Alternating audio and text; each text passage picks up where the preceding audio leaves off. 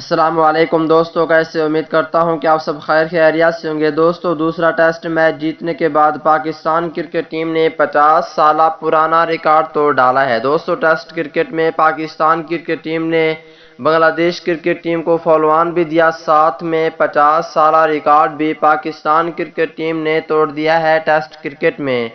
آئیے دوستو، اس ویڈیو کے اندر آپ دوستوں کو مکمل تفصیل بتانے والا ہوں۔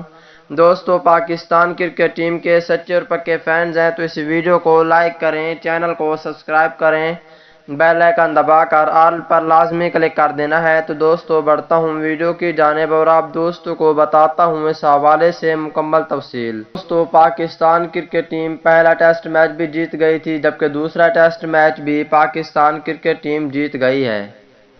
اور دوستو، ٹیسٹ کرکٹ میں پاکستان کرکٹ ٹیم دوسرا ٹیسٹ میچ بھی جیت گئی ہے۔ دوستو، پاکستان بمقابلہ بنگلہ دیش پاکستان کرکٹ ٹیم نے ٹیسٹ سیریز بھی وائٹ واش کر لی، اور ساتھ میں پاکستان بمقابلہ بنگلہ دیش بارش سے متاثرہ ڈھاکہ ٹیسٹ میچ کے آخری دن میزبان ٹیم کو پاکستان کے ہاتھوں اننگز اور 8 رن سے شکست ہو گئی۔ ڈھاکہ کے شیر بنگلہ کرکٹ اسٹیڈیم میں کھیلے جا رہے میچ میں بنگلہ دیش ٹیم دوسری اننگز میں 205 رنز بنا کر آؤٹ ہو گئی۔ پاکستانی بولرز نے دوسری اننگز میں شاندار گیند بازی کی اور صرف شکیب الحسن نے سنچری سکور کرنے میں کامیاب رہے۔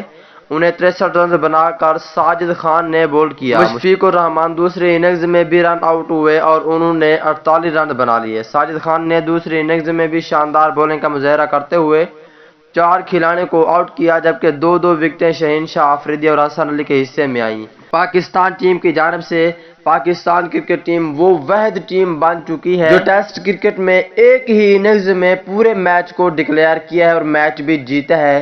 یہ پاکستان کرکٹ ٹیم نے بڑا اعزاز، بڑا ریکارڈ اپنے نام کیا ہے۔